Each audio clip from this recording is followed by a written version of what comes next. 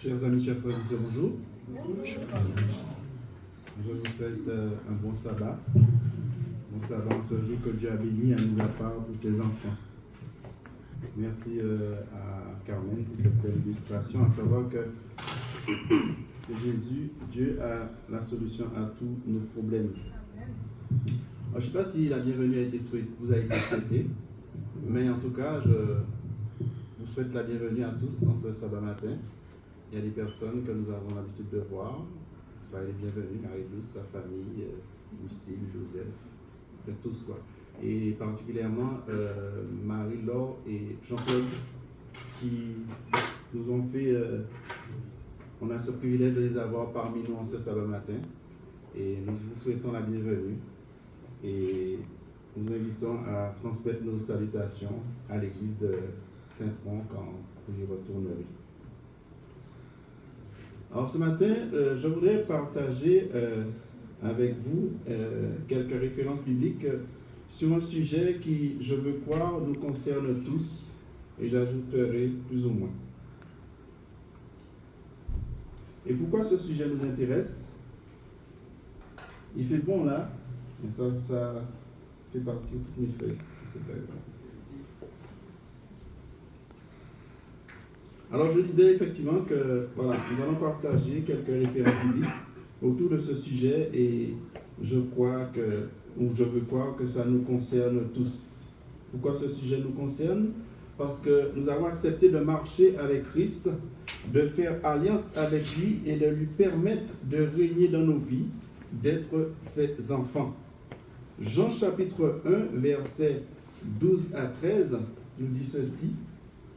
Mais à tous ceux qui l'ont reçu, à ceux qui croient en son nom, elle a donné le pouvoir de devenir enfants de Dieu, lesquels sont nés non du sang, ni de la volonté de la chair, ni de la volonté de l'homme, mais de Dieu. 1 Pierre chapitre 2, versets 7 à 10, nous dit ceci. L'honneur est donc pour vous qui croyez. Mais pour les incrédules, la pierre qu'ont rejetée ceux qui bâtissaient est devenue la principale de l'angle, une pierre d'achoppement et un rocher de scandale. Ils s'y heurtent pour n'avoir pas cru à la parole et c'est à cela qu'ils sont destinés. Le verset 9. Vous, au contraire, vous êtes une race élue, un sacerdoce royal, une nation sainte, un peuple acquis, afin que vous annonciez les vertus de celui qui vous a appelé des ténèbres à son admirable lumière. Vous qui autrefois n'étiez pas un peuple et qui maintenant êtes le peuple de Dieu, vous qui n'aviez pas obtenu miséricorde et qui maintenant avez obtenu miséricorde, vous êtes membres de la famille de Dieu. Nous sommes dans le projet de Dieu. Le projet de Dieu qui est d'annoncer la bonne nouvelle du salut en Jésus-Christ et d'annoncer également sa seconde venue. La seconde venue de Jésus. Sa première venue, nous était prédit par Ésaïe.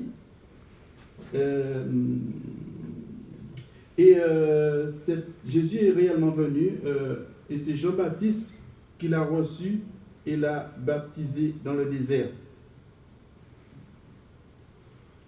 Je vous invite à incliner la tête et nous allons prier. Père Saint, Père bien-aimé, merci. Merci pour ce privilège que tu nous donnes, mon Dieu, de pouvoir nous rendre dans ta maison pour partager ta parole. Seigneur, je voudrais que ce matin, les paroles que je vais prononcer me viennent de toi. Cache-moi derrière ta croix, afin que tout ce que je dirai, tout ce que je vais présenter, Seigneur, vienne directement de toi. C'est dans le nom de Jésus que je t'ai prié pour ta gloire éternelle. Amen. Amen.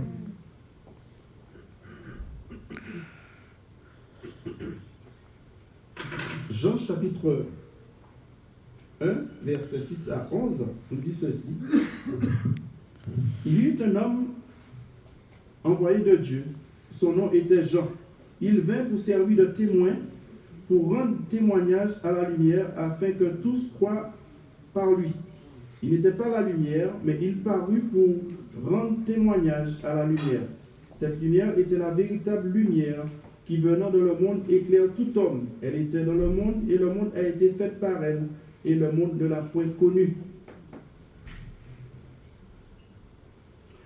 Elle est venue chez les siens et les siens ne l'ont point reçue. Mais à tous ceux qui l'ont reçue, elle a donné le pouvoir de devenir enfants de Dieu, lesquels sont nés non du sang, ni de la chair, ni de la volonté de l'homme, mais de Dieu.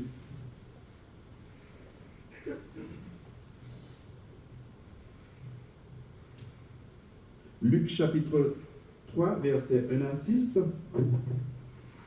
Luc 3, 1 à 6.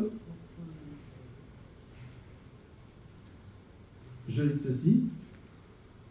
La 15e année du règne de Tibère César, lorsque Ponce Pilate était gouverneur de la Judée, Hérode tétrarque de la Galilée, son frère Philippe tétrarque de l'Ithurée et du territoire de la Traconite, Lysania tétrarque de l'Abilène, et du temps du souverain sacrificateur Anne et Caïphe, la parole de l'Éternel fut adressée à Jean, fils de Zacharie, dans le désert. Et il alla dans tout le pays des environs du Jourdain, prêchant le baptême de la repentance à cause du pardon des péchés, selon qu'il est écrit dans le livre du prophète Ésaïe. C'est la voix de celui qui crie dans le désert: préparez le chemin du Seigneur, aplanissez ses sentiers. Toute vallée sera comblée, toute montagne et toute colline sera abaissée. Ce qui est tortueux, sera redressé, et tout chemin raboté sera aplani, et toute chair verra le salut de Dieu. Amen. Amen.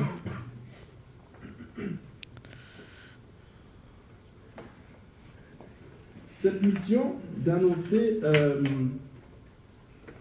la venue de Jésus, Jean-Baptiste, lui, avait ce privilège. Il avait ce mandat évangélique d'annoncer le Messie. Ce Messie, toute la nation juive attendait, scrutait les différents signes qui leur permettraient de le reconnaître. La venue du Messie était quelque chose d'urgent, d'indispensable, qui les délivrerait du joug romain. Le Messie, selon eux, aurait établi son royaume et il aurait dominé à son tour les Romains. C'était un bonheur, une joie pour Jean-Baptiste de préparer le chemin du Messie, d'appeler les hommes à la repentance en les baptisant d'eau. Mais la nation n'avait pas tout compris de la portée du message et de la venue du Messie. Jean chapitre 1 verset 11 nous dit: elle est venue chez les siens et les siens ne l'ont pas reçue. Ils ne l'ont pas reçue, pour certains bien sûr, mais Jésus est réellement venu sur cette terre pour permettre la réconciliation de l'homme avec son Dieu. Il s'agissait là de sa première venue. Mais il a fait cette promesse de revenir pour établir son royaume qui n'aurait pas de fin. 1000 ans au ciel et l'éternité sur une terre restaurée. Avec bien sûr tous ceux qui auront cru en lui et qui auront fait alliance avec lui en passant par les eaux du baptême. Jean-Baptiste, lui, avait annoncé la première venue du Messie. Mais Jean-Baptiste n'est plus. Jean-Baptiste a fait son temps. Il était dans le désert prêchant le baptême de la repentance, annonçant que le Messie allait venir. Jean-Baptiste n'est plus. Il faut annoncer la seconde venue du Messie en la personne de Jésus. Jean-Baptiste n'est plus, mais cette mission doit être accomplie. Ce privilège, c'est nous qui l'avons. C'est à nous qu'est confiée cette mission, ce mandat évangélique. Apporter la bonne nouvelle au monde, apporter la bonne nouvelle à ceux qui sont encore loin de Dieu, si je peux dire. Matthieu chapitre 28, verset 19 nous dit ceci: allez, faites de toutes les nations des disciples, les baptisant au nom du Père, du Fils et du Saint-Esprit. Enseignez-leur à observer tout ce que je vous ai prescrit. Et il nous fait une belle promesse ici en disant, et voici, je suis avec vous tous les jours jusqu'à la fin du monde. C'est une grosse et grande responsabilité que Dieu nous a donnée. Mais c'est aussi un privilège pour nous d'annoncer au monde et à ceux que nous côtoyons ce qui va se passer à la fin du monde. C'est quand même, je dirais, quelque chose, je ne dirais pas qu'on doit se vanter,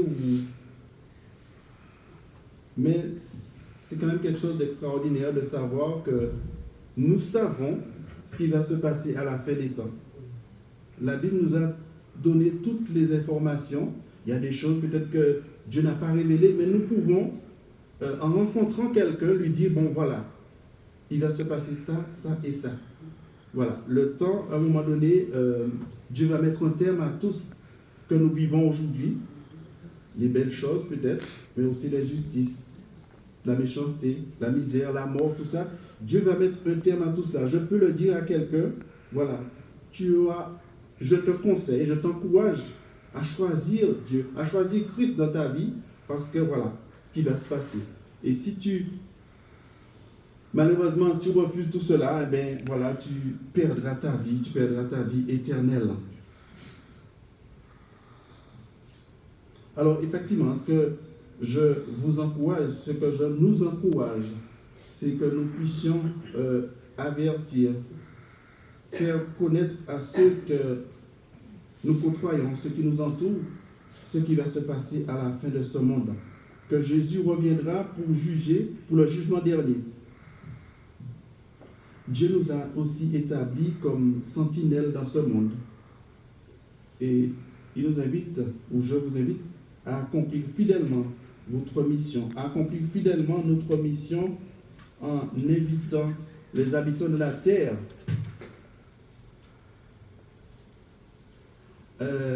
les habitants de la terre, les habitants de notre ville, dans notre quartier, nos voisins, dans tous les lieux où je me rends, au travail, à la salle de sport, je dois témoigner de tout ce que Christ a fait pour moi. Je dois profiter de toute occasion, favorable ou pas, pour annoncer effectivement ce message que nous estimons est un message de la fin des temps et que nous sommes plus ou moins à la fin de l'histoire de ce monde.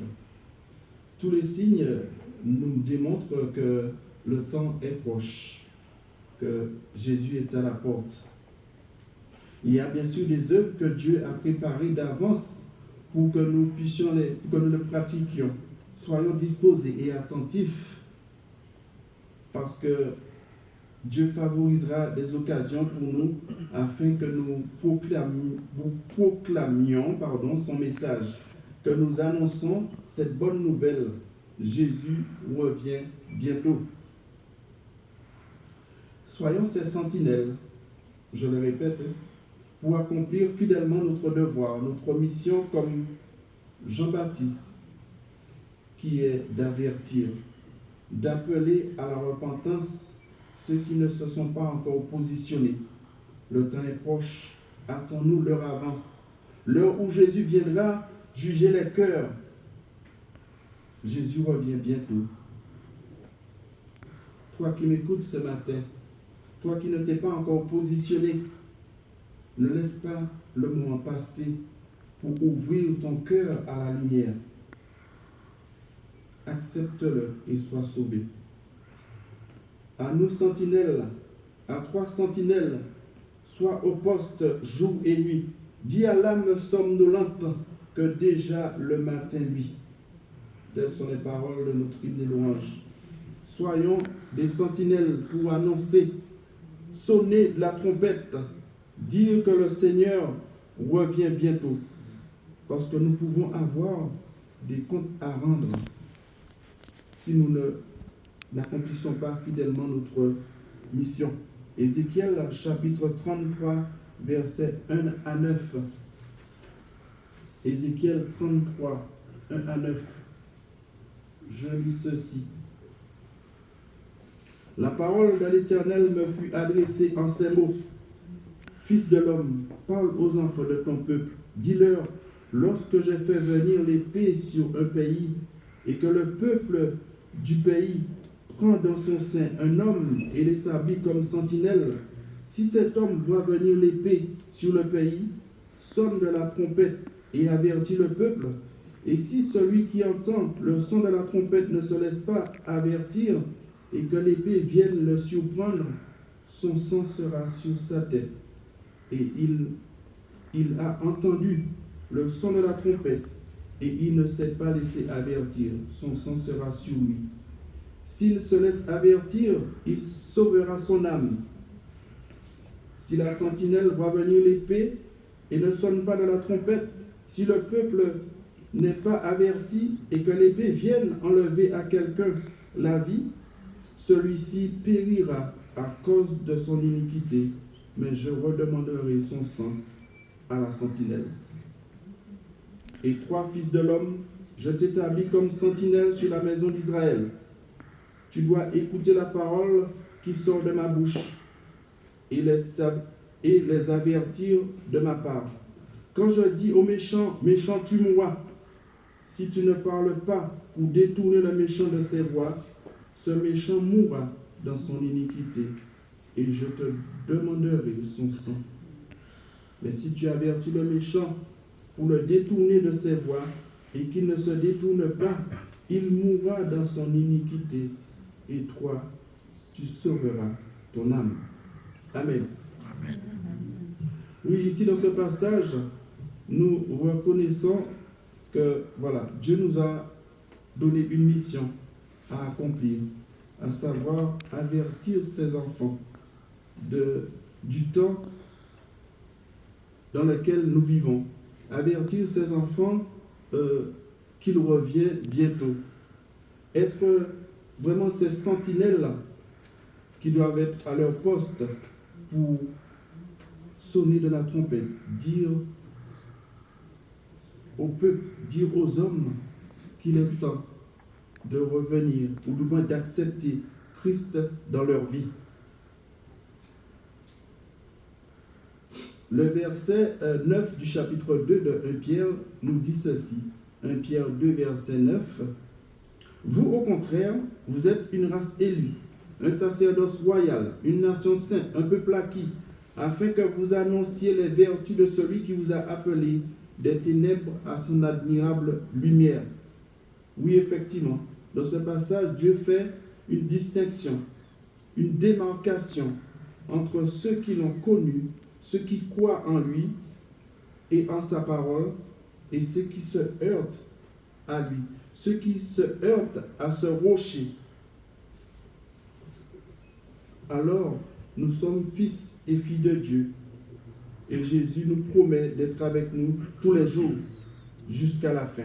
Pourquoi? Parce que nous l'avons accepté. Nous sommes ce peuple qu'il a mis à part, cette nation sainte, ce peuple acquis. Eh bien voilà, nous sommes vraiment membres de la famille de Dieu. Soyons heureux de savoir que Jésus est avec nous pour nous accompagner, pour pouvoir accomplir cette belle œuvre, dire aux habitants de la terre ce qui va se passer très bientôt sur cette terre. Et leur dire que Jésus les aime et qu'il est mort cloué sur une croix pour assurer notre salut, pour vivre les jours sans fin de l'éternité. Jean-Baptiste a annoncé la première venue du Messie. Nous annonçons sa seconde venue. Annonçons partout ce dernier message du Seigneur Jésus qui revient bientôt. Chers amis, chers frères et sœurs, c'est le projet de Dieu de sauver tout homme. Et c'est notre mission d'aller par tout le monde et annoncer cette bonne nouvelle. Aujourd'hui, peut-être que dans nos églises ou dans notre église, nous n'avons peut-être pas la possibilité de faire une grande campagne d'évangélisation. Cela demande de l'énergie, cela demande du temps, cela demande le temps de préparer, de tâter le terrain, si je peux dire. Mais nous avons quand même, nous n'allons pas attendre effectivement ces moments. Ça viendra sans doute. mais nous devrions saisir toutes les occasions que Dieu mettra sur notre route, toutes les occasions que nous aurons de pouvoir parler, témoigner, dire que Jésus revient bientôt, qu'il est temps de nous accrocher, de faire alliance avec lui en passant par les eaux du baptême. Ce matin, peut-être qu'il y a quelqu'un dans cette salle qui hésite encore, qui doute encore, qui se dit qu'il profite encore de la vie. Mais qu'est-ce qu'il y a à profiter effectivement de cette vie, sinon se jeter dans les bras de Christ et vivre tout ce qu'il peut nous apporter comme réconfort, comme secours, comme espoir. S'il y a quelqu'un qui hésite encore, ne laisse pas le moment passer pour ouvrir ton cœur à la lumière. Laisse Jésus entrer dans ta vie. Il dit, je suis à la porte et je frappe. Si quelqu'un entend ma voix et qu'il ouvre la porte, je rentrerai chez lui, je souperai avec lui et lui avec moi. Que Dieu nous garde, qu'il nous bénisse et qu'il nous aide à prendre très au sérieux cette mission qui nous est confiée. Parce que tous, on se dit avec le temps dans lequel nous vivons, tout ce qui se passe, l'injustice, la méchanceté, la mort, la souffrance, les décisions qui sont prises au niveau du gouvernement, au niveau mondial, nous disent que, voilà, très bientôt, tout cela doit se terminer. Il y a des personnes qui vivent déjà la persécution, qui se disent, il est temps que Jésus revienne. Et d'autres qui se disent, j'ai encore des projets, des choses à faire, des choses à réaliser, qu'il tarde un peu, qu'il attende un peu. Eh bien non, mes frères et sœurs, même avec nos projets, hâtons le retour de Jésus. Jésus revient bientôt, soyons prêts. C'est le vœu de mon cœur et ma prière pour vous en ce matin. Amen. Amen.